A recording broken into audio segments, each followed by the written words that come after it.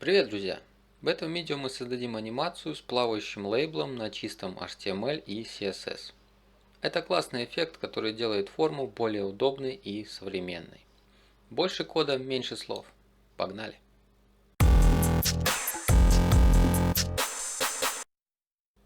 Так, для начала увеличим код, чтобы вам было лучше видно. И создадим блок с классом float block. Плавающий блок. В нем у нас будет input.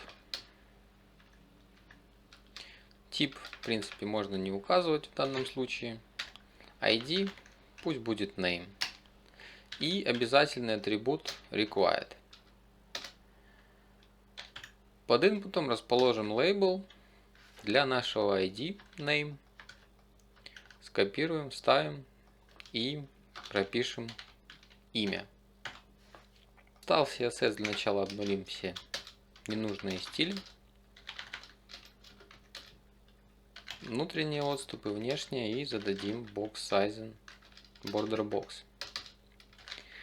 Для body пропишем display flex, выровняем по центру наш блок, укажем на всю высоту экрана и зададим фон.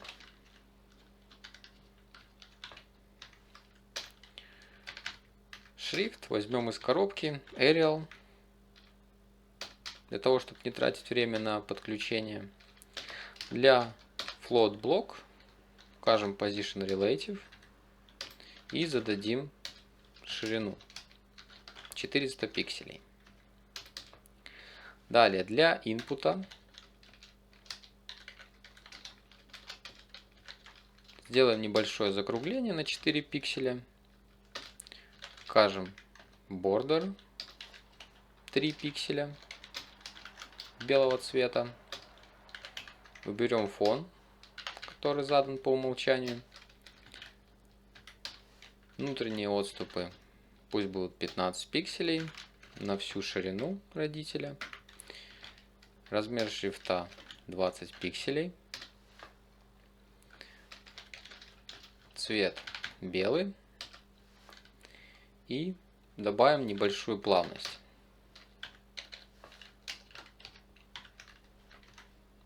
— 300 миллисекунд. Теперь для инпута укажем псевдокласс focus, то есть когда пользователь будет кликать в поле ввода или начинать вводить в него какие-либо данные. В этот момент мы уберем стандартную рамку фокуса outline none и зададим border. Также 3 пикселя, но уже с другим цветом. Теперь для label укажем position absolute относительно родителя float block. Вместим на 50% сверху и добавим transform, для того чтобы расположить четко по середине, минус 50%. Слева добавим отступ 15 пикселей, зададим цвет белый, размер шрифта 22.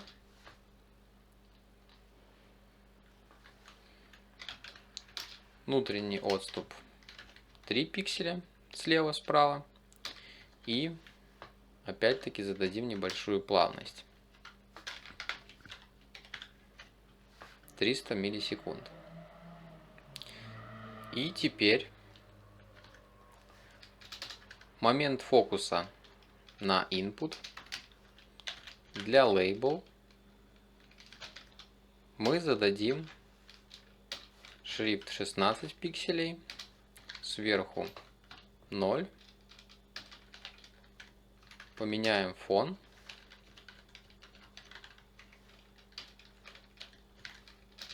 слева также 15 пикселей, в принципе мы можем оставить. И заодно поменяем цвет на зеленый. Давайте проверим. Видим, что наш лейбл ушел вверх плавно и поменялся цвет.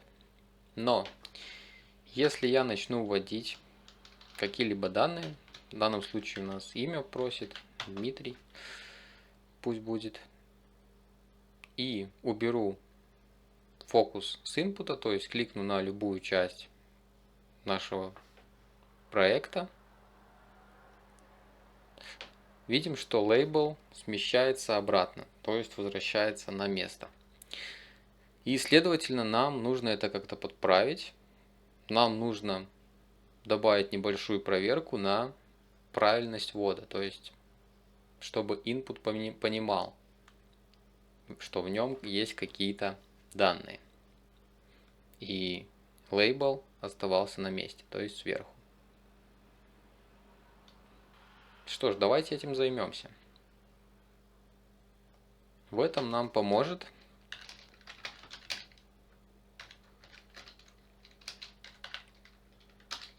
псевдокласс valid.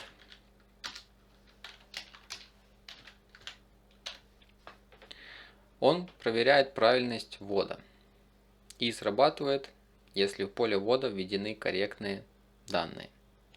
Давайте проверим.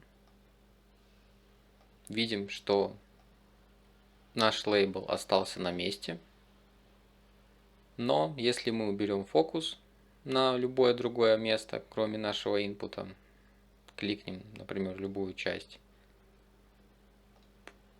то мы видим, что бордер снова становится белым. Давайте это подправим. Так, для нашего инпута добавим псевдокласс valid и укажем бордер 3 пикселя зеленого цвета. И теперь, когда мы вводим какие-либо данные, допустим, Иван, убираем фокус с нашего input, мы видим, что лейбл остается на месте, значит все работает верно и данные введены в поле ввода. Но если мы удалим, лейбл возвращается на место и наша анимация срабатывает. Вот и все. Наша анимация готова. Если это видео было для вас полезно, ставьте лайки, оставляйте комментарии с идеями для новых уроков. Спасибо за просмотр и до встречи в новых видео.